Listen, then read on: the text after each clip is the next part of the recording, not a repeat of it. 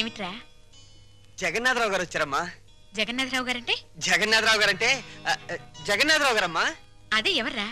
లలిత వాళ్ళ నాన్నగారు. లలిత? లలిత ఎవర్రా? జగన్నాథరావు గారు అమ్మాయి అమ్మా. తప్పుకో. చాలా సంతోషం, కూర్చోండి. థ్యాంక్స్.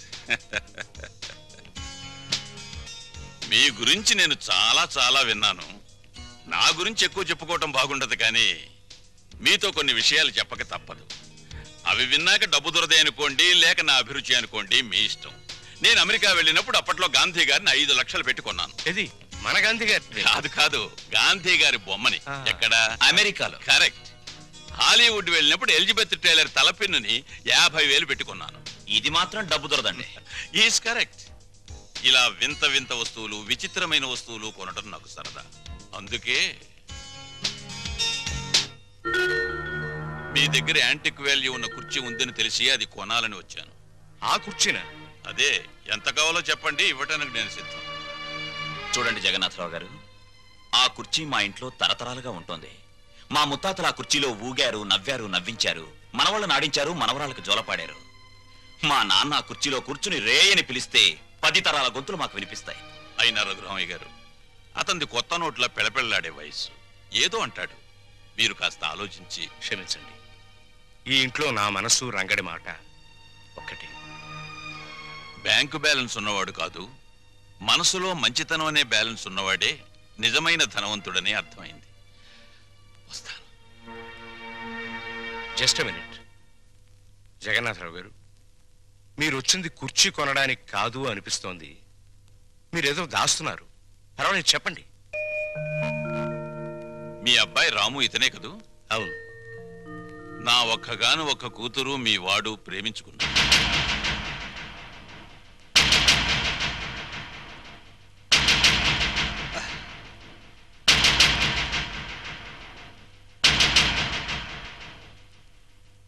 క్షమించండి జగన్నాథరావు గారు, ఇన్ఫ్యాక్ట్ వాళ్ళ ప్రేమ వ్యవహారం నాకు తెలియదు. మీరు ఆడపెళ్లివారు, వాళ్ళ పెళ్లి విషయంలో ఏం చేద్దాం అనుకుంటున్నారో చెప్పండి. వీళ్ళిద్దరికీ పెళ్లి చేస్తే బాగుంటుందని. తప్పకుండా జరిపిద్దాం. కానీ ఒక్క విషయం. ఏమిటి? నేను ఇక్కడికి వచ్చింది మా అమ్మాయిని మీ ఇంటికి కోడలిగా పంపించాలని కాదు, మరి మీ అబ్బాయిని మా ఇంటికి అల్లుడిగా తీసుకువెళ్ళాలి. అంటే? పెద్దవాణ్ణి ఇల్లరికం చేసుకోవాలని. అంతేగా అన్నయ్య గారు? అంతేనమ్మా, అంతే. అంతే ఏంటండి? అంతే. తల్లిదండ్రులు పిల్లల్ని కనేది అమ్ముకోవడానికి కాదండి. అంతగా కావాలంటే మీరే మా ఇంటికి రండి, మీ కూతురుతో పాటు. బాగుందయ్యా. వ్యాపారాలు వదిలి నన్ను రమ్మంటావా? బాగుందండి. మమకారాలు చంపుకొని వాణ్ణి పంపంటారా? కూతురు తప్ప కొడుకులు లేనివాణ్ణి. అల్లుడు నా కొడుకు కావాలని, నా ఆస్తులకు వారసుడు కావాలని అనుకున్నా. లక్షలు ఇస్తానన్నా ప్రాణం లేని కుర్చీనే ఇవ్వటానికి ఒప్పుకొని మీరు ప్రాణం ఉన్న బిడ్డను మాత్రం ఎలా ఇస్తారు? అది గ్రహించే ఈ సంబంధం వదులుకోవలసి వస్తుంది. వస్తా.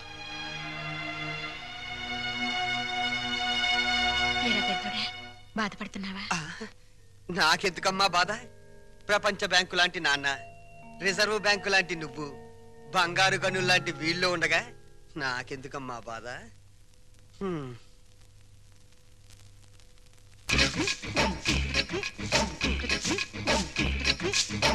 అరే చోటమియా, పని చేస్తున్నావా? ఏ కనిపించట్లా? వారు నా కోడికలో ముళ్ళ పందిలాగా నీకు ఏకలు నెక్కబరుచుకునే గాని నీ బుర్రలో ఏకంత కూడా గుద్దు లేదురా. తెచ్చి సన్నాసి, మనం ఓ కష్టపడి పని చేయకూడదు, పని చేస్తున్నట్టు యాక్టింగ్ చెయ్యాలి. మన ఇద్దరికి జైల్లోకి రాగానే చెరో చీపిరి ఇచ్చారా? మరి ఇప్పుడు నీ చూడు, నా చూడు, నాది చేతిలో పెట్టినప్పుడు ఎట్టుందో ఇప్పుడు కూడా నా చీపిరి అట్టాగే ఉంది. కాబట్టి దీంట్లో నీతి వాక్యం ఏంటి? చీపిరి అడిగినంత మాత్రంతో శిక్ష తగ్గదు.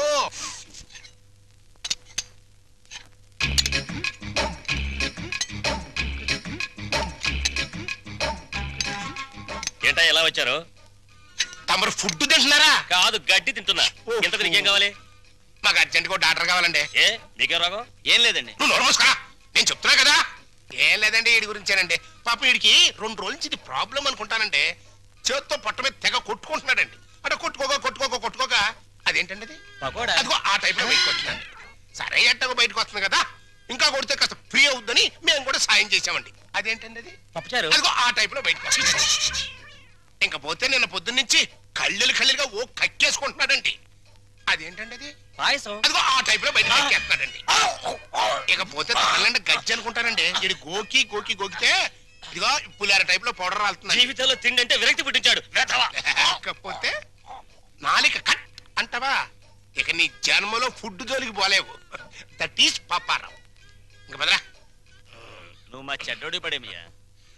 బతుకులో బాగుపడాలనుకున్నవాడు నేను మంచోడినా చెడ్డోడినా అని ఆలోచించకూడదని నా కీప్ చెప్పిందిరా. నాకు తెలియక అడుగుతాను, అసలు నీకు కీప్ ఎందుకు? ఎందుకేంట్రా? మన అండర్లో ఉంచుకోవడానికి. ఎద్దులా ఎల్లకాలం బతికేదానికంటే ఆంబోతులా 6 నెలలు బతికితే చాలు. అది మన ప్రిన్సిపల్. ఆంబోతు జైల్లోనే ఉండిపోతే అక్కడ ఆవు బతికేంటి? నా కీపు క్యారెక్టర్ గురించి కామెంట్ చేసావంటే నీ ఏకలు పీకేస్తా. అది ఎవరనుకుంటున్నావురా? కీపులోనే పతివ్రత కీపు.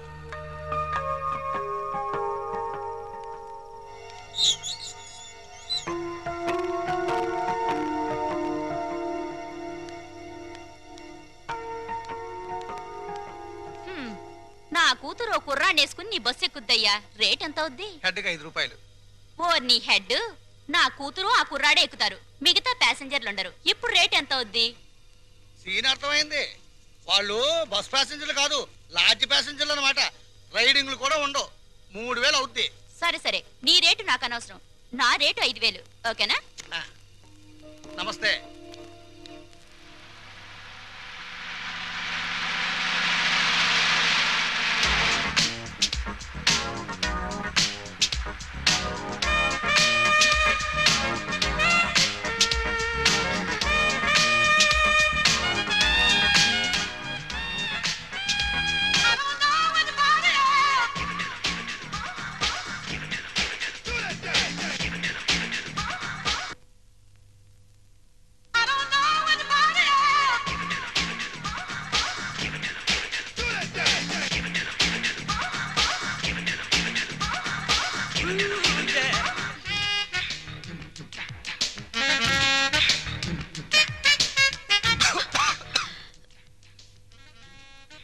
ఏంటది?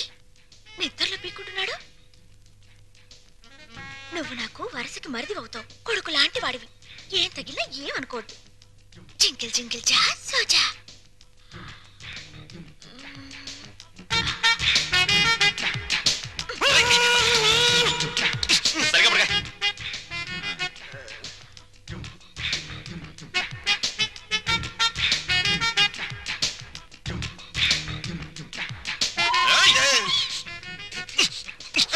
సరిగ్గా పడుకోలేవా?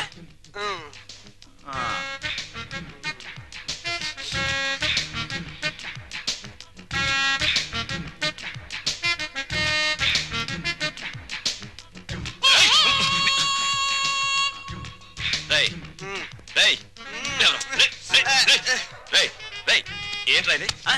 ఏంటిది? Red line. Line red line కదా? నీ బార్డర్ అదే కదా?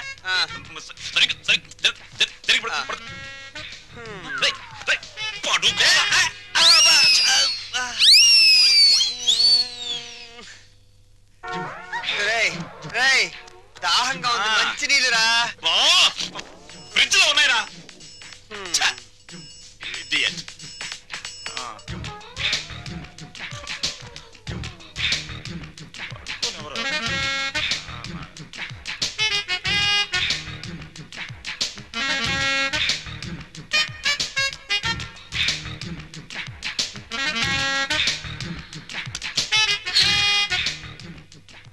జింగిల్ జింగిల్ జా.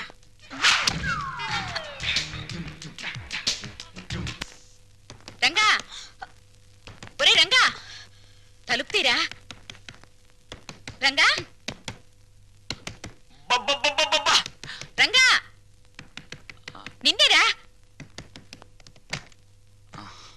ఏమిట్రా తలుపేసుకున్నావు? వీడు బయటకు వెళ్ళడం తెలుసు. అది వరస.